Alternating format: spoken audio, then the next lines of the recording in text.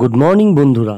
দার্জিলিং পৌঁছে আমরা personal cab book করে ফেলেছিলাম কয়েকটি স্পট ঘোরার জন্য, যার জন্য আমাদের খরচ পড়েছিল 1500 টাকা। এখন আমরা বেরিয়ে পড়লাম সেই স্পটগুলো ঘোরার জন্য। তো দেখতে পারছো এখন দার্জিলিং এ সেই বৃষ্টি ভেজা ওয়েদার, যদিও আমরা মনসুন ওয়েদারে এসেছিলাম, সেই জন্য আমরা এরকম ওয়েদার পেয়েছিলাম। হুট করে আমরা একটু জ্যামে আটকে ছিলাম, তারপর আমাদের গাড়ি আবার চলতে লাগলো। এই মুহূর্তে আমরা দার্জিলিং স্টেশন পার করছি। এটাই ছিল দার্জিলিং এর টয় ট্রেনের লাস্ট স্টেশন। আর আমাদের ঠিক বাঁ দিকেই কতগুলো স্টিম ইঞ্জিন রাখা ছিল, দেখতে বেশ ভালো লাগলো। তারপরেই হুট করে আমার চোখ পড়লো সেই টয় ট্রেনের দিকে, যেটি শিলিগুড়ি থেকে আসছিল।